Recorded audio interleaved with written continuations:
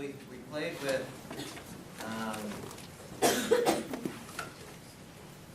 how to go for anything, right? If you knew that it was impossible to fail, and how did we decide that it would be impossible to fail? Change your rules. And what that means is what? Maybe give us an idea. What does that mean to change your rules?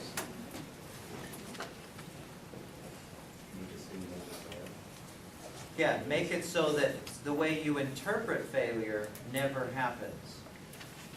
That's the essence of it. Because you're still going to have outcomes. You'll still have outcomes.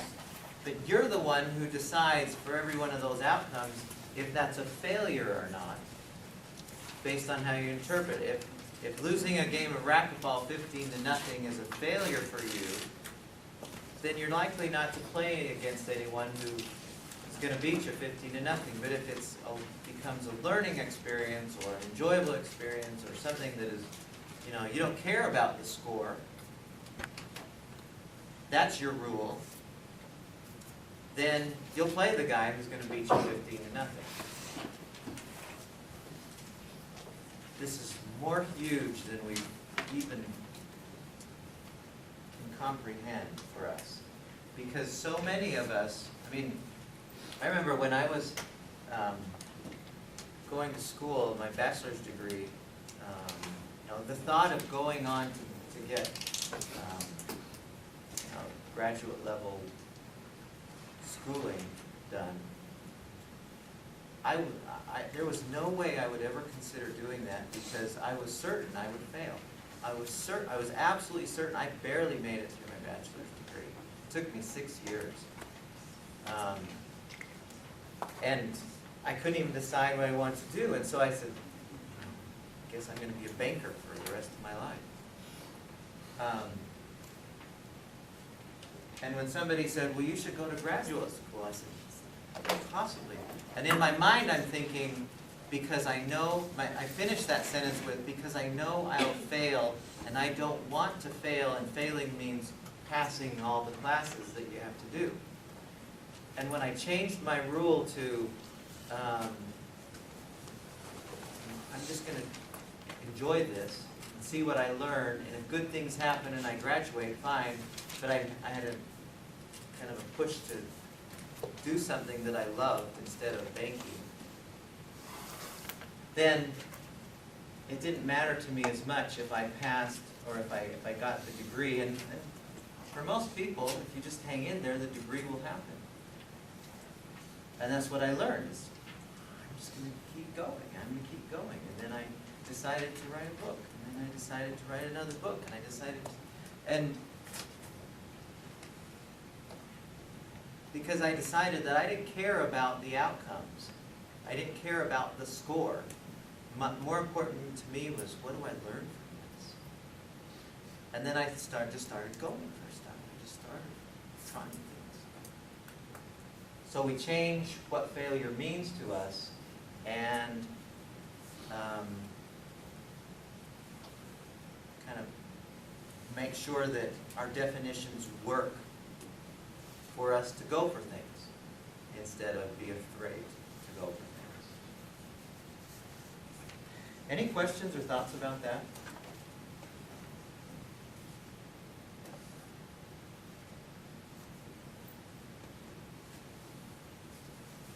What if you had the notion there is no such thing as failure, only outcomes?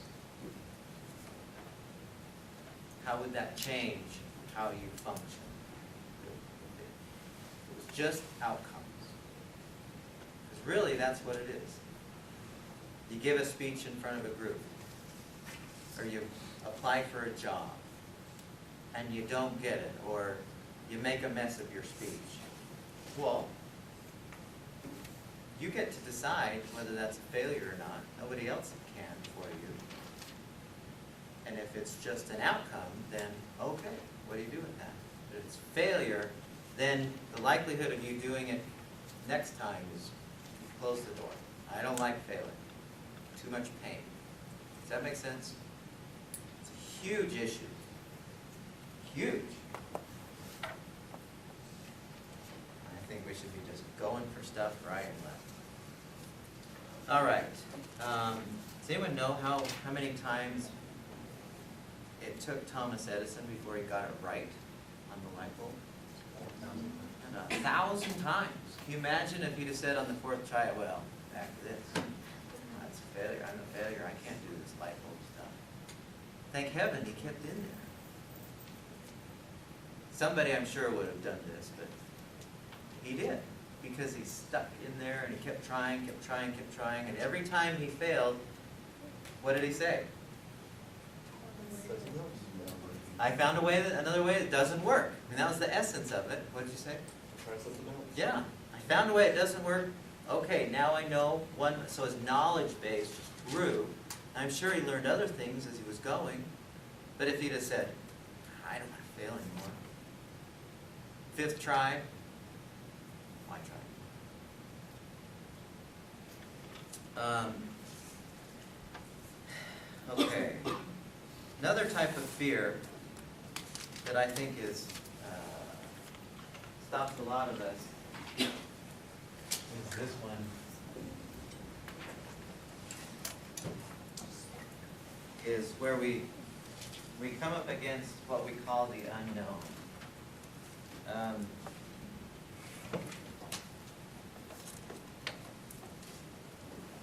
When you are thinking in your head, what's the thought that is going on in your head when this fear is the feeling? What's the thought? Let's analyze this perfectly. What's the thought?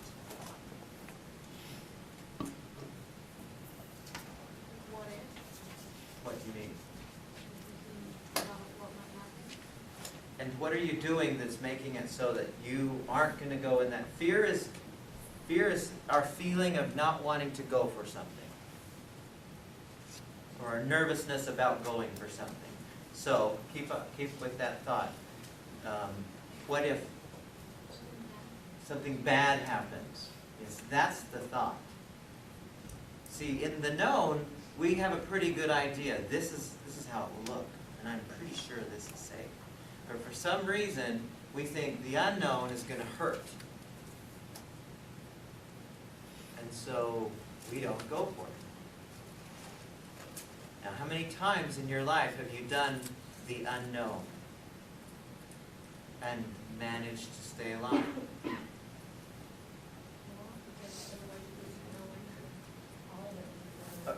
Exactly. At some point, everything you've done is unknown. You know, first day in kindergarten. Scary, right? Got to leave mom, or preschool, or whatever. Scared you to death, cried. I've repressed it so much, I don't remember. But you stayed alive. So why would any other unknown thing be any different? Really, I mean, that's where the juice, I'll tell you, I had this experience that made me, more than anything, decide I love going into the unknown. Many, many years ago, I took my bike and I went to Deer Valley. And they still do this, where you put your bike on the lift, and then you go up, and then you ride the trails down. All right? Well, you've seen that before. I noticed this summer that they were still doing that. But I did this a long time ago.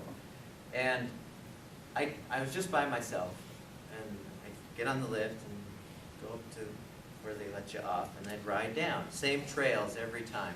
I was getting pretty used to it. It was very fun. But I got pretty comfortable with those same trails. Well, I noticed on one occasion, I got off and I saw that there was a trail going up. And it was like a deer trail. There was no bike tracks on it. But it was a trail enough that you could get your bike through it. So I thought, I wonder what's up there. I had no idea, and there was no maps that showed what was up. So I decided, let's see what's up there. And I went up, and a couple times I had to carry my bike, and I kept going up. And I decided I want to see how high I can go. And Jake's probably been there a dozen times, I bet, where I went. But I remember going up and up and up, and every bit of it was totally unknown to me. But every moment that I went higher, the view got more beautiful. Until at one point, I was above the tree line, and there was just a peak. And I rode my bike up to this peak, and I looked, and you could see in every direction. Later on, somebody told me that you could see, what I was seeing was the other side of Salt Lake, the other side of Provo, into Wyoming, into direction of Idaho. I don't know if I saw all the way into Idaho. It was so high that the view was just unbelievable. Unbelievable. I just sat there.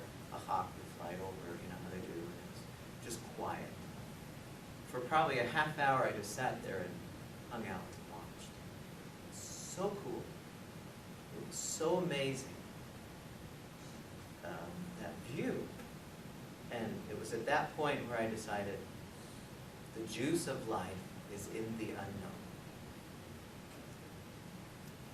That if I'd have stayed doing the same things I always did, I would have kept getting what I always gotten.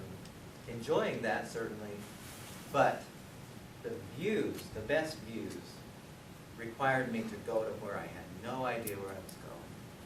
And we're always saved. We're always saved.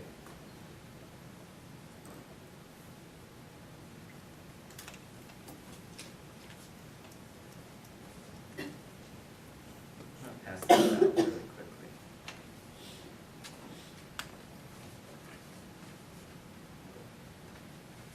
When we talked the first day, or last week, about the purpose of life, we said it's to expand. And I think this is one of our most powerful ways to do that, to help ourselves to do that, is by going into those discomfort zones on purpose. And the unknown is, by its nature, a discomfort zone because of the unknown nature of it. And so it's kind of like a muscle that we're going to work on and develop. So here's some ideas, and these are probably nothing new to any of us, but just to kind of things to keep in mind to help us get in the habit of going into the unknown. So when you're at a restaurant, try something new. Try something that you've never tried before. Maybe something raw. I know. Use a different path to go somewhere than you regularly go. Just give up having to have a reason for everything you do. You know, just decide, this is how I choose to be, or this is what I choose to do. And then, who cares what anyone else thinks about it? Do things for the simple reason that you choose to do them and no other reason. Take risks that get you out of your routine.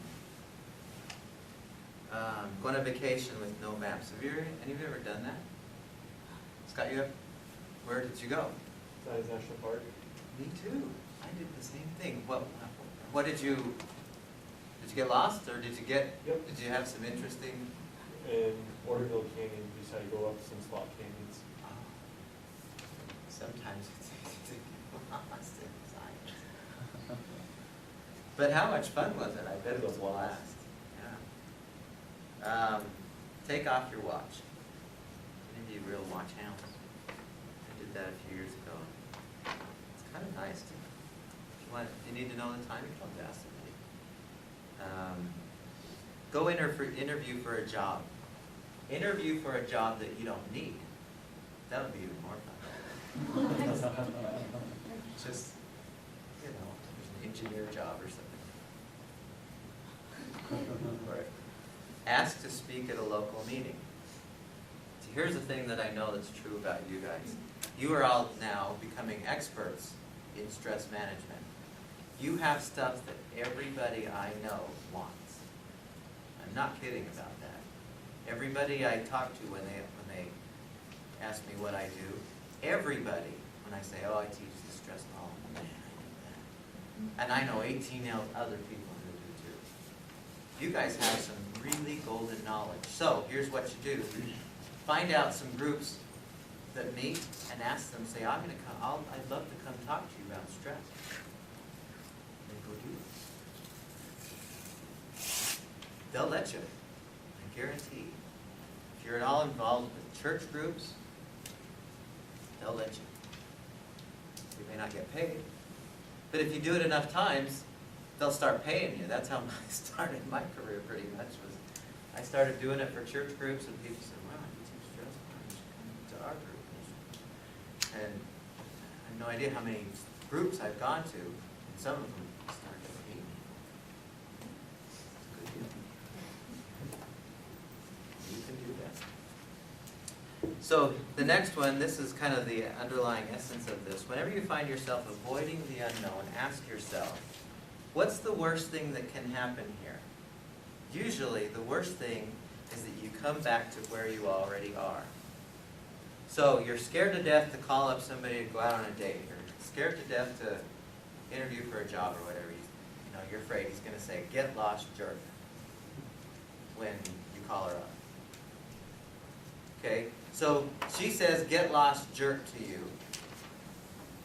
What have you lost?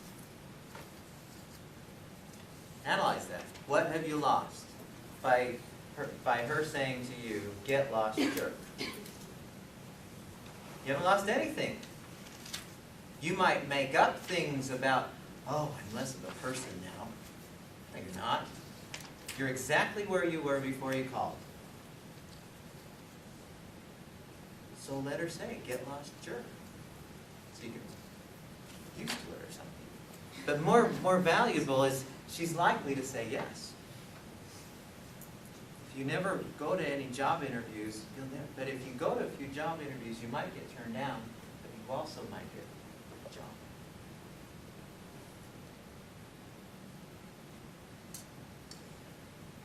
Do something silly that you wouldn't normally do because of your own rule that says you must not ever do these silly things. You ever gone to a playground with a 3-year-old and just done everything that the 3-year-old does? Isn't that fun? It's hard for us who are older.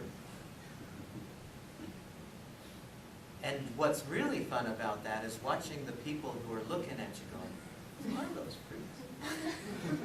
And you just don't care. Because you're having fun. You're enjoying it. You're in the action instead of watching.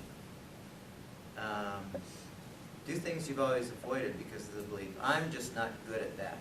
Do you ever say that to yourself? Oh, I couldn't play golf. I'm no good at it. Couldn't play tennis. I'm no good at that. Well, no one's good at any of those sports until they start trying. No one's good at public speaking until they do it. No one's good at math until they work on it. No one's good at anything.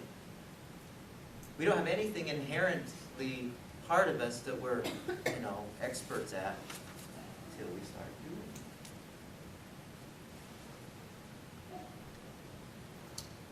it. Do things without needing to be the best at it. Instead of do your best in everything, as your credo, try select the things that are important to you and work hard at them, and the rest of your life just do. It's okay not to do your best. In fact, the whole do your best syndrome is a myth. You never do your absolute best, nor does anyone else. There's always room for improvement. And then deliberately fail at something. So-called failure. Are you really less of a person for losing a basketball game? Or painting a bad picture? Or are you still a worthwhile individual who's just enjoyed some pleasant activity? There are outcomes, not failures. The unknown is where growth resides. Think of a fork in the road. In one direction lies security, the other the great uncharted unknown. Which road would you take? And this is from Robert Frost, very famous quote. 2 roads diverged in the woods, and I took the one less traveled by, and that has made all the difference.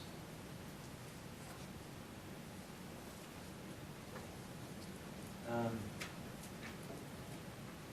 going to give you my favorite quote, and I actually made a copy of it because I think it's very refrigerator worthy. You know what I mean? Stick it on your fridge. Look at it lots.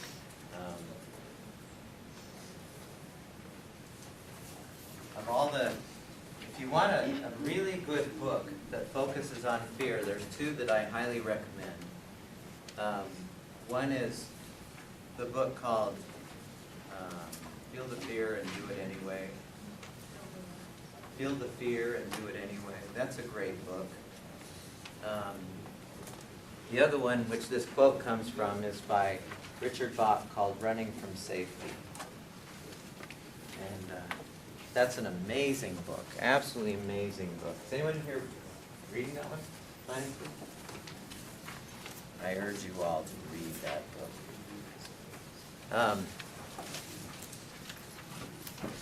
This says, this says, I love this. I mean, I have this in my office, and whenever I think to myself, oh, that person's too important, I read this. Or that person's, I couldn't possibly call it that, I'm nervous. I read this, and it goes, lean into your fears. Dare them to do their worst, and cut them down when they try. If you don't, they'll mushroom till they surround you. Choke the road to the life you want. And I love this last line. Every turn you fear is empty air, dressed to look like jagged hell. Isn't that good? And I really do. I have this in my, right? Here's my computer, there's a thing there, and it's sitting right there. And whenever I find myself, because I'm not the bravest person I know, but whenever I find myself going, oh, I'm a little nervous, I read that and I go, oh, okay, I'll just do it. And then you just do it. Any thoughts about that? Anything come to your mind as you're thinking about this?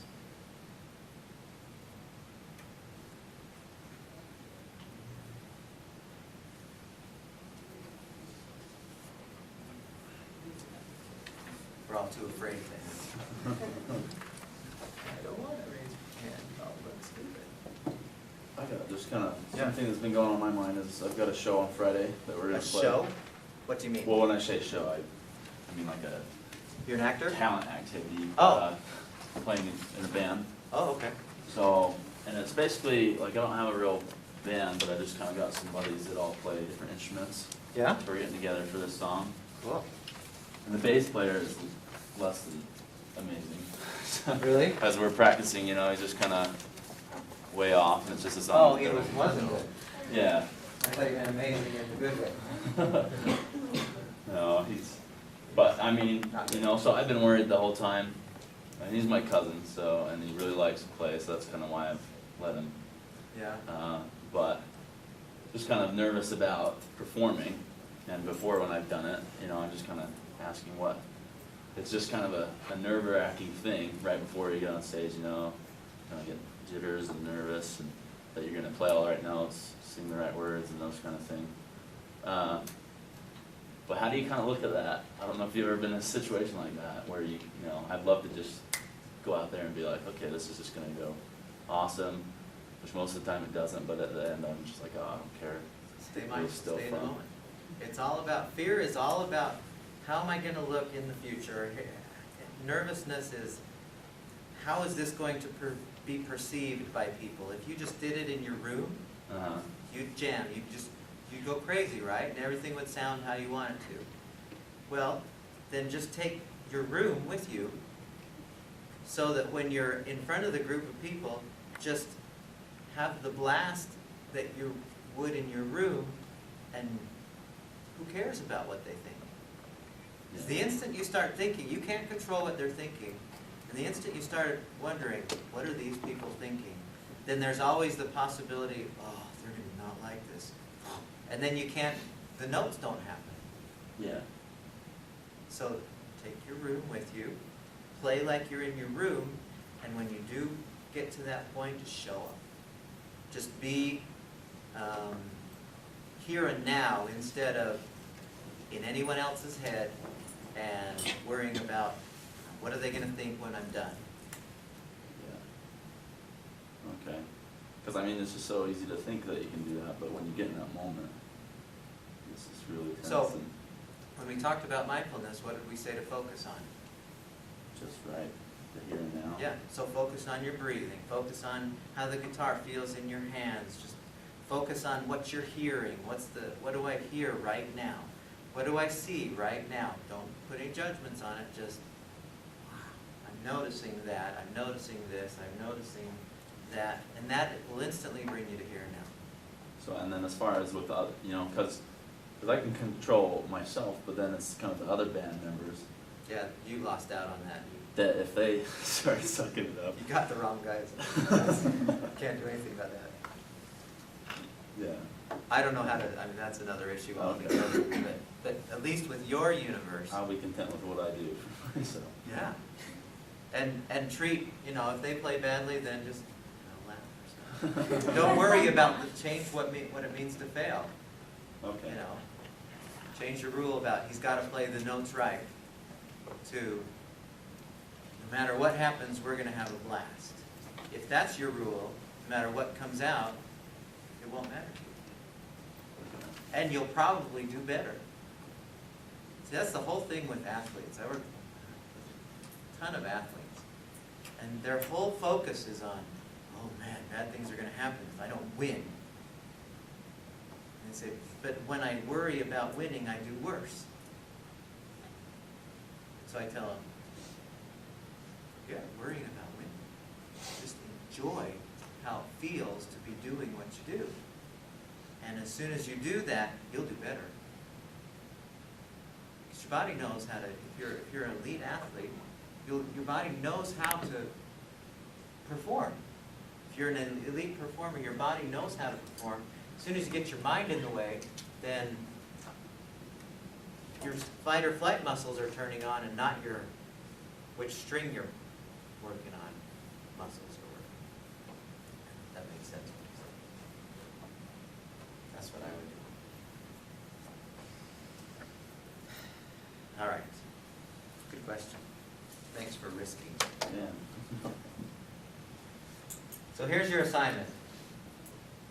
This is another biggie. This is the second to last of our biggie assignments. It says this is called Feel the Fear and Do It Anyway. You're going to think of something that you're quite nervous or fearful of doing. Not just something with a tiny bit of fear, but that big one you know should be done, but you've been avoiding for quite a while because your fears of what might or might not happen are stopping you. It is something that is definitely outside of your comfort zone. Your assignment is to break through your fear and take the risk. Do that thing that you fear. Don't just go through the motions. Do the whole thing. If it doesn't cause you to leave your comfort zone, that wasn't the thing you feared. Decide on something that causes you to want to back off just from the thought of it. So you're going to begin this activity by describing, so you'll do this on your computer, the thing that you fear. Relate your thoughts and feelings about why it seems to be fearful for you. After you've completed the assignment, in other words, after you've done the thing that you're scared to do, you're going to describe your experience from beginning to end of going for it and doing the thing you really fear. Also describe any insights you gained about the particular fear and thoughts about it, and also describe any insights you gained about your own fears in general. Remember Shakespeare's famous line on fear. Our doubts are traitors and cause us to lose the good we oft might win for fearing to attempt.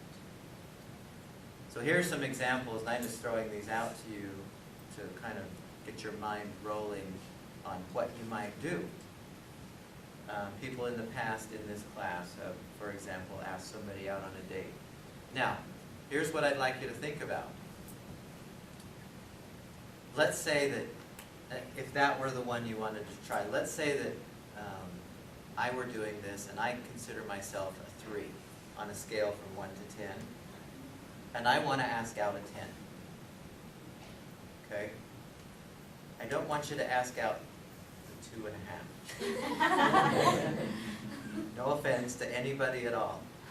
But if I were doing that one, I would ask out the 10, because that would, excuse me, scare me a lot. Just thinking about that. Because I was always the 3. But I did this and I got a 10. I mean, it was so cool. It works. Quit a job that you hate. Had some students who did this who finally said, okay, finally, I'm just going to confront someone. Forgive someone. There's somebody that you need to forgive. Go interview for a job. Speak in a public meeting. Go rock climbing if you're afraid of heights. Change majors. Mend a broken relationship. Tell someone who you avoided that you love him or her. Visit someone you don't know very well but would like to and get to know him or her better.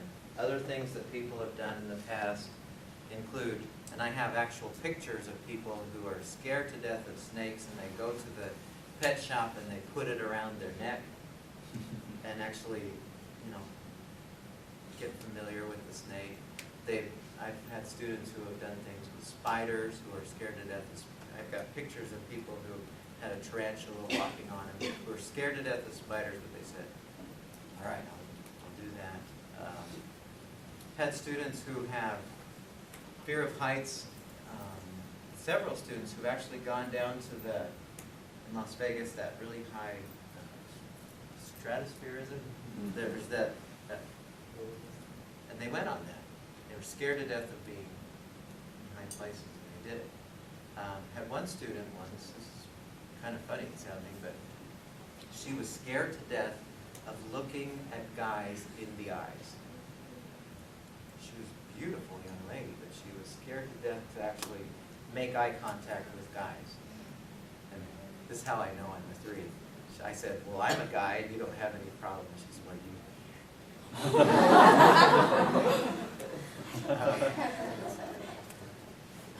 and she did. She said it was the most cool thing for a day. She walked around on campus and she actually forced herself to make eye contact with people. And she said it was the most amazing thing.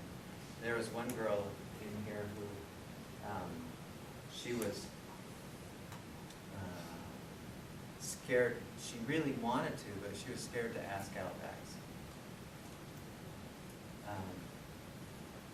And finally, it took her, it was so hard for her, but she really wanted to do it. It took her till almost the end of the semester to finally get up her nerve to ask the guy out. And the next time she came in, she had the biggest smile. She walked in late and she had this huge smile and she goes, going on a date. And she just was beaming. Turns out, and she wrote about that afterwards, what a great experience. So she just started asking everybody. She was dating right and left, and then she got engaged, and she decided he wasn't right, and dated other people. It's been fun to watch her, just from that one fear, overcoming it, how no longer it is the idea of being with guys and asking out an issue at all for her. It's just disappeared. I actually had one student, I'm not kidding, there was one student in here who, his fear was failing, in the traditional sense, getting a 0 on something, because he was a 4.0 student, and his fear was to never get, the maximum possible points on anything. And so he deliberately didn't do this as his assignment. You have no idea how hard that was for him to see a 0 on the grade book for this assignment. But wouldn't you have to give him an A anyways? He got an A, of course, he got an A. That's funny. I could go on and on, but the point that what I'd like you to do, and you may not yet know in your mind what that thing is. You probably already thought of something, but between now and breakfast tomorrow, it will occur to you what that thing is that is useful for you. Don't just do something, if you hate cliff diving and you don't see any reason for it, don't go to Flaming Gorge and find a cliff just because. Or go, and I've had students who have actually gone parachuting. for this assignment. But if that's not something you find useful for you, do something that would be, a little bit helpful for you. But it's still out there in that discomfort zone area. And I don't want you to just think, yeah, that would be something that would cause me to be afraid. I want you to do the thing. Really, that's the only way we overcome all of our fears. The due date for this is 2 weeks from today. So whatever, what is today? Today's the 8th, so the 22nd.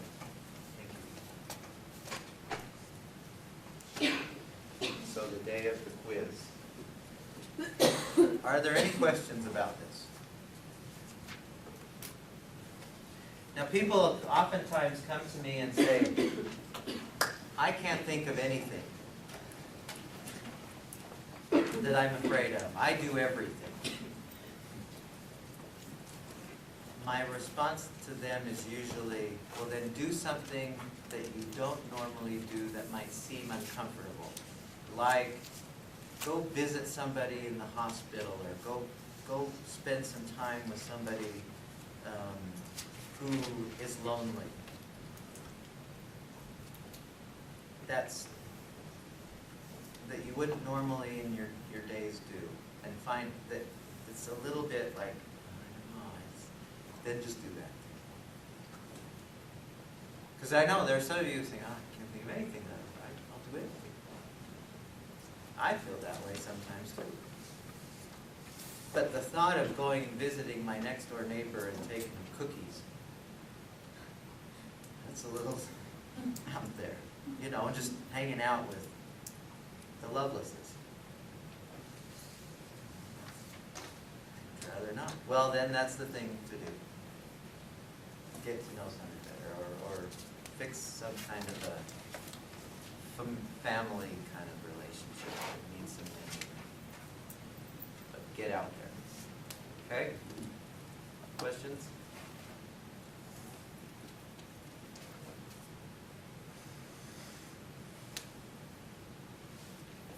Okay. I'm going to postpone the progressive relaxation until when we can spend more time on it, because I don't want to cut it short, because it's so good, so worthwhile. We don't have time to get it today, so we'll call that